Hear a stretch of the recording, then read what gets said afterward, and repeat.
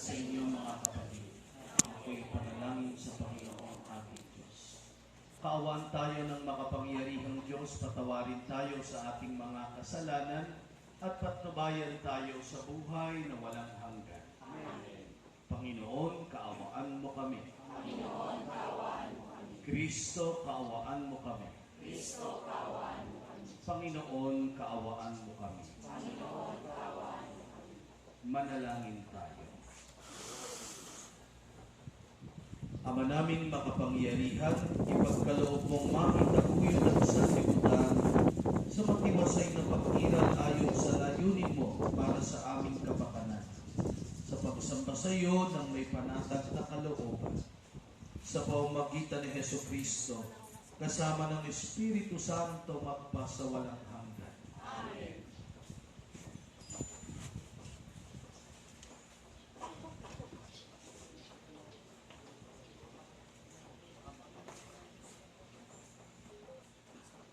Pagbasa mula sa Aklat ni Sira. Laging tinatanggap ng Diyos ang nagbabalik loob at inaaliw ang nawawalan ng pag-asa. Iwan mo na ang kasalanan at lumapit ka sa Panginoon. Magmakaamo ka sa Kanya at mapapawi ang iyong magbalik ka sa kataas-taasan. Talikuran mo na ang gawang masama at kamuhian mo ang Kanyang kinasusuklaman. Sino ang magpupuri sa Panginoon sa daigdig ng mga patay? At ang mga buhay lamang ang maaaring magpuri sa Kanya. Ang mga patay, sapagkat sila'y wala na, di maaaring magpuri sa Panginoon. Ang mga buhay lamang at malulusog ang maaaring magpuri sa Kanya. Kay laki ng pagkahabag ng Panginoon. Anong dalili niyang magpatawad sa nagbabalik loob sa Kanya? Ang salita ng Diyos. Salamat sa Diyos.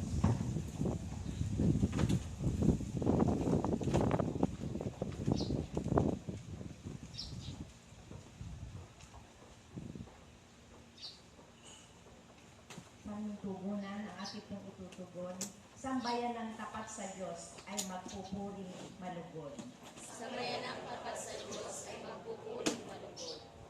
Mapalad ang tao na pinatawag na yaong kasalanan at nilimot na rin ang kanyang nagawang mga pagsalansan. Mapalad ang tao sa harap ng puol ay di na naparatangan dahilan sa siya ay di nagkasala at hindi manlinlan. Tugon, ang bayanang tapat sa Diyos ay magpupuring malugod. Ako ay lumapit sa iyong harapan at salay inamin. Ang aking ginawang mga pagsalansan, di ko inilihim. Pinagpasiyahan kong ang lahat ng ito sa iyo'y idinain. At aking natamo ang iyong patawad sa sala kong angkin. Sambayanang tapat sa Diyos. Ay magpupuring malugod. Ang lahat ng tapat sa panahong gipit dapat manalangin upang bubuksungan ang malaking bahay di sila aabutin. Sambayanang tapat sa Diyos. Ay magpupuring malugod. Kublihan ko'y ikaw ang sasalit kung Basta yung malaki daw. aking aawitin 16 ang oras pagkalina ata. at iyong pagligtas. Sabayan ang tapat sa Diyos ay magpupuring malugod. Tumayo po tayo lahat.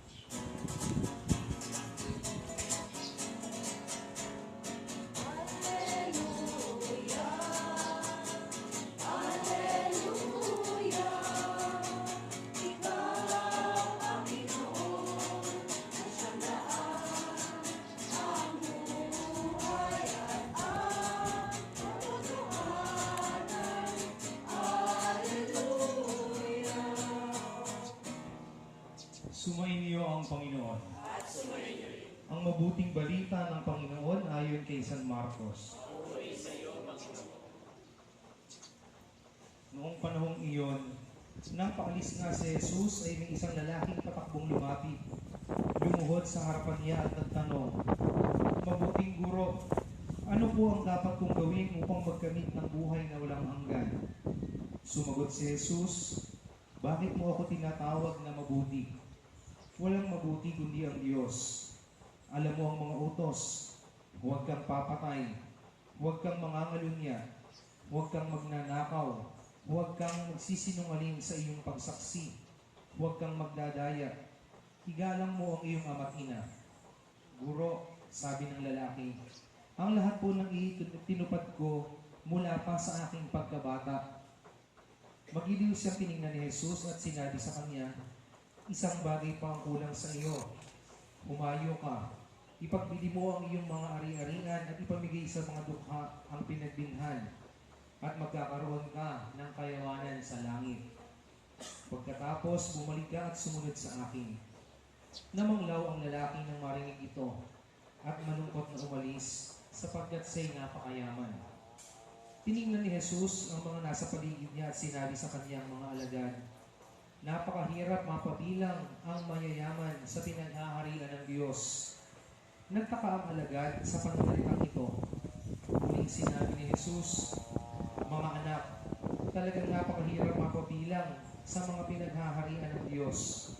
Madali pang makaraan ng kamelyo sa butas ng karayong kaysa pasakop sa paghahari ng Diyos ang isang mayaman. Lalong nagtaka ang mga alagad, kaya't sila'y nagtanungan, kung gayo'y sino ang maliligtas?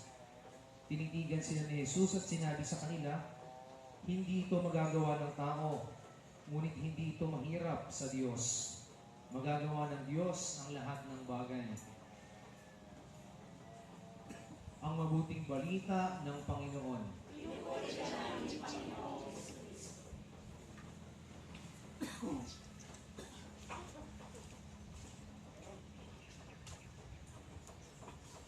Isang magandang umaga sa inyong lahat. Mabuting guro, ano po ang dapat kong gawin upang magkamit ng buhay na walang hanggan? Sumakay ka ng jeep. Dumaan sa zigzag. Doon malapit ka na sa buhay na walang hanggan. Kanina, habang kami paparito, nagugulat din kami doon sa dinadaan. Long and winding road. Pero nang makita namin ang dagat, sabay-sabay kaming natuwa. Wow! Ang ganda. Ito rin siguro yung ating maaaring ihambing sa imahen ng hinahangad ng binata. Sa pagtatanong niya sa Panginoon, paano ko po makakamit ang buhay na walang hanggan? Sinabi ng Panginoong Jesus, alam mo ang mga utos. Inisa-isa niya. Pagkatapos, sinabi ng binata, ang lahat po ng iya'y tinutupad ko na mula pa ng aking pagkabata. Para bagang sa kanyang paglalakbay, marami na siyang pinagdaanan tulad ng daan. Marami sa inyong natakot. Yung iba nahilo.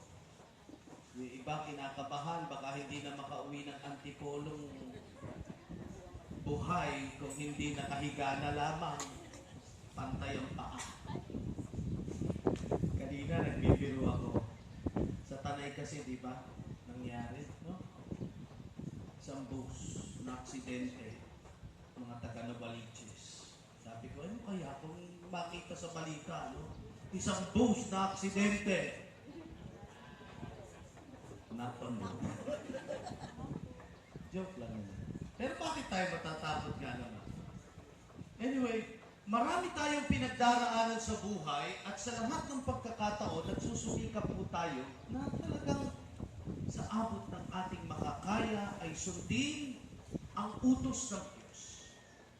Malinaw sa atin kung ano ang mga utos ng Diyos. At para sa binatang lalaki, nabatid ng Panginoon na mayroong pang mas kailangang paigtingin sa Kanya. At ito ito ay ang pagkalinga niya sa kapwa. Yung kanyang pagmamalasakit.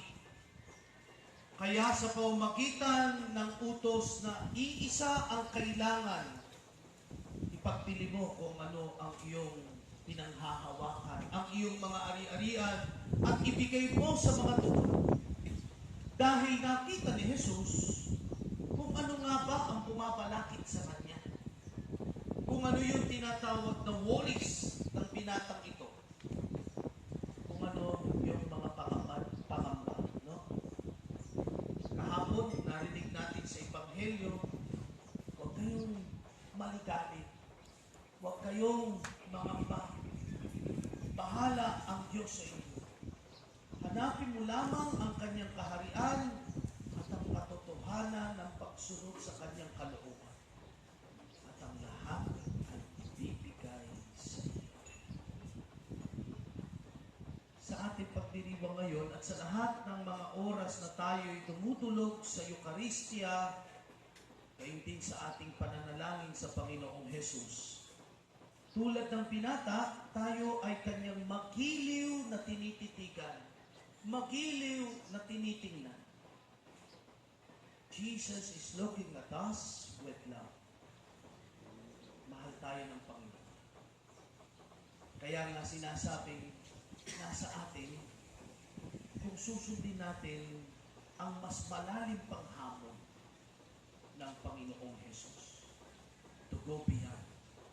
Dahil iisa naman ang direksyon, at ito ay ang matupad ang paghahari ng Diyos, ang kalooban ng Diyos sa ating buhay. Ngayon, sabi nga, magagawa ng Diyos ang lahat. Walang imposible sa Diyos. Magagawa ng Diyos ang lahat ng bagay. Kanina sabi ko, ano kaya yung homily ko? Hindi ganun kadali. Sabi ko, outing. Hindi naman homily na talaga sermo. Siguro, isa lang, one word, ang nais kong iwan sa inyo. For today and tomorrow, enjoy. Enjoy. No? Ang ganda ng lugar, mahangin ngayon, mamaya ay maliligo tayo, maglalaro, upang paigtingin ang ating pagkakaisa, pagkakaibigan at pagmamahal bilang isang pamilya. Enjoy. Amen. Amen.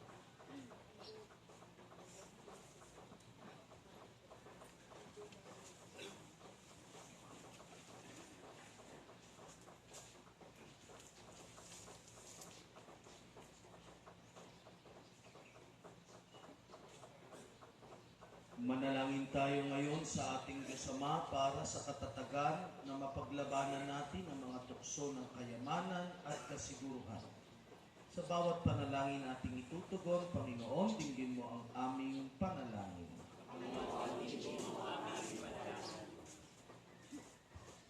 Ang simbahan naway patuloy na magbigay ng kalunga at suporta sa mga napapabayaan at mga naghihirap ng ating lipunan. Manalangin tayo sa Panginoon. Ang mga tinatawag na tagasunod ni Kristo, naway kanilang mapagtanto na mas mahalaga sa buhay ang pagkalinga sa iba at pangangalaga sa mga kapuspalan kaysa sa sarili. Manalangin tayo sa Panginoon. Ang lahat ng tao naway matagpuan ang karunungan na unahin ang paghahanap sa kaharian ng Diyos at ialay ang kanilang buhay sa paglilingkod sa Panginoon. Manalangin tayo sa Panginoon. Ang mga may sakit naway mabigyang kasiyahan at kalakasan ni Kristo. Manalangin tayo sa Panginoon. Ang ating mga yumamang kamag-anak at kaibigan naway makasalo sa kasiyahan ng tagumpay ni Kristo sa kaharian ng lahat. Manalangin tayo sa Panginoon. Sama rin natin sa ating pagdalangin ang kaligtasan ng bawat isa, gayon din ang kapakanan ng lahat ng ating mga mahal sa buhay na ating naiwan sa ating mga tahanan. at ang lahat ng iba pa mga personal nating kahilingan sa Diyos.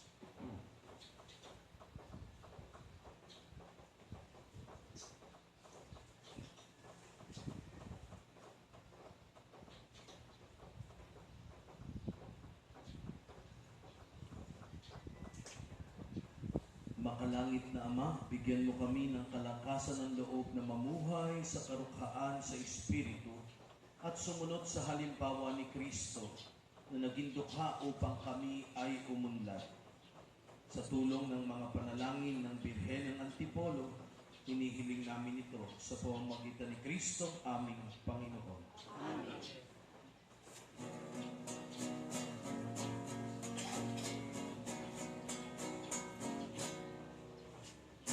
Uri na tanggapin ang alay na ito, mabihayang nagmula sa pagpapala mo.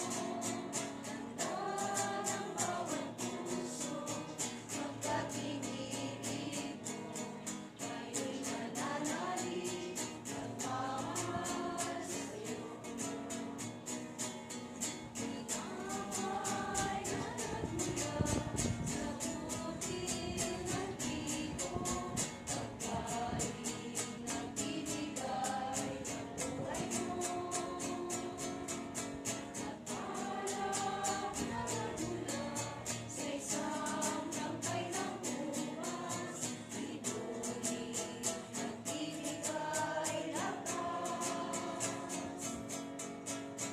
Tuloy na tanggapin ang alay na ito, mabihayang nagmula sa pagpapala mo. Handa ng bawat puso, magkatinigib mo, kayo'y nananalig, nagmamahal sa'yo.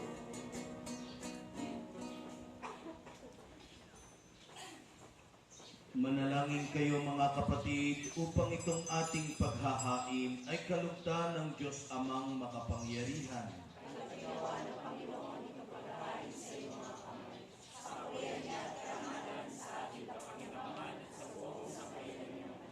Ama naming lumikha, ipinagkakaloob mo ang mga dapat ialay upang aming sambahin ang iyong ngalan.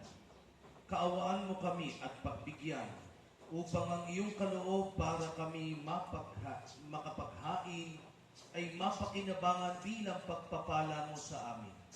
Sa pamamagitan ni Hesukristo, kasama ng Espiritu Santo magpa sa walang hanggan. Sumainyo ang Panginoon.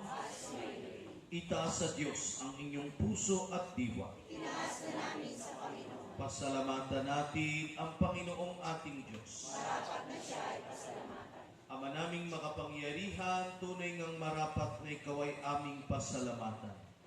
Pinagbibigyan mong ito'y aming maihayag, kahit na ito'y walang anumang maidaragdag sa kadakilaang sa iyo ay likas.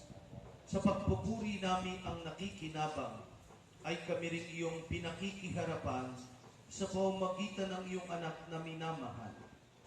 Kaya kaisa ng mga anghel na nagsisiawit ng papuri sa iyo ng walang humpay sa kalangitan, kami nagpupunyi sa iyong kadakilaan.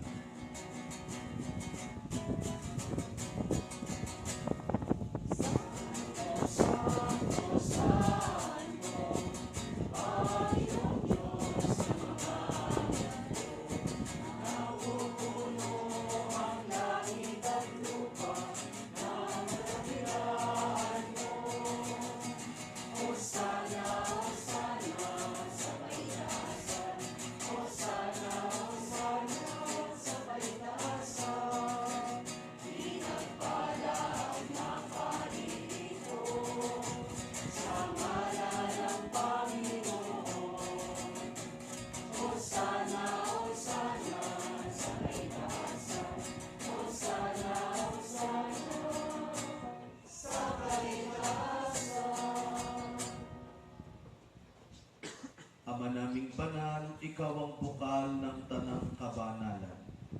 Kaya't sa pamamagitan ng iyong Espiritu, gawin mong banal ang mga kaloob na ito upang para sa amin maging katawan at dugo ng aming Panginoong Heso Kristo. Bago niya pinagtiis ang kusang loob na maging handog, hinawakan niya ang tinapay, pinasalamatan kanya, pinaghati-hati niya iyon. Iniabot sa kanyang mga alagad at sinabi, "Tanggapin ninyong lahat ito at kanin. Ito ang aking katawan na ihahandog para sa inyo."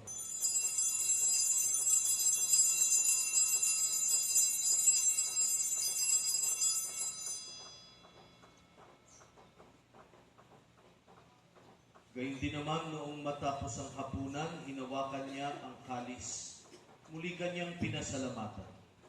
Iniabot niya ang kalis sa kanyang mga alagad at sinabi, "Tanggapin ninyong lahat ito at inumin. Ito ang kalis ng aking dugo ng bago at walang hanggang tipan. Ang aking dugo na ibubuhos para sa inyo at para sa lahat sa ikapagpapatawad ng mga kasalanan. Gawin ninyo ito sa pag-alala sa akin."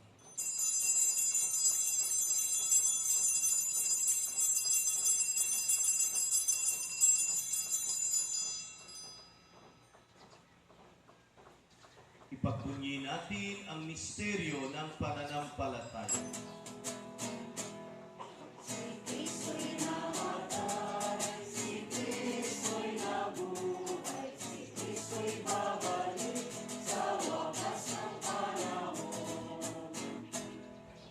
Ama, ginagawa namin ngayon ang pag-alala sa pagkamatay at muling pagkabuhay ng iyong anak.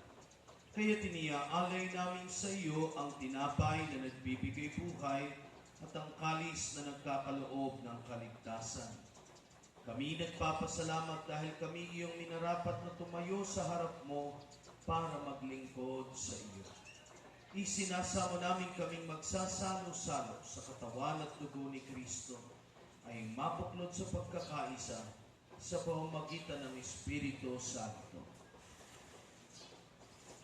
Maligapin mo ang iyong simbahang laganap sa buong daigdig. Puspusin mo kami sa pag-ibig kay isa ni Francisco na aming Santo Papa, ni Ramon na aming Arsobispo, Tanang Kaparian, at kaming natitipon ngayon sa iyong harapan. Alalahanin mo rin ang mga kapatid naming nahimlay nang may pag-asang sila'y muling mabubuhay, gayon din ang lahat ng mga pumanaw. Kaawaan mo sila at patuloyin sa iyong kaliwanagan. Kaawaan mo at pagintapatin kaming lahat na makasalo sa iyong buhay na walang wakas. Kaisa ng mahal na Birheng Maria na Ina ng Diyos, ang Birhen ng Kapayapaan at mabuting paglalakbay ng kanyang kabiyak ng puso, si San Jose, kaisa ng mga apostol at ng lahat ng mga banal na namuhay dito sa daigdig ng kandugod-dugod sa iyo. May pagdiwang nawa namin ang pagpupuri sa ikararangal mo sa pamamagitan ng iyong anak na aming Panginoong Heso Kristo.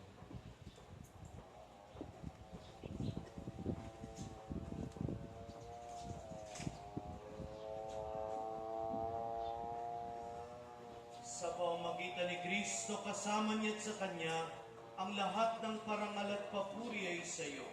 Diyos amang makapangyarihan, kasama ng Espiritu Santo, magpa sa walang hanggan.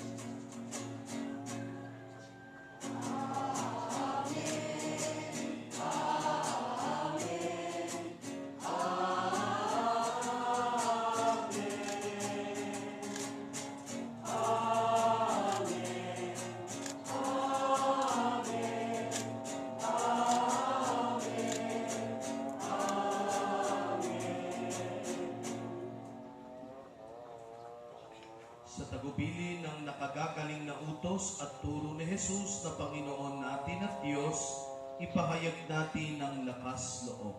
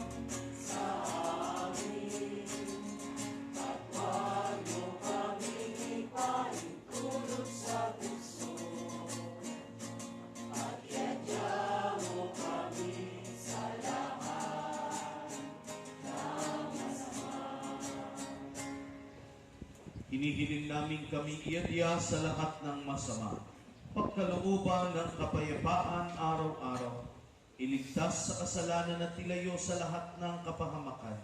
Samantalang aming pinananabikan ang dakilang araw ng pagpapahayag ng tagapagligtas naming si Hesus Kristo.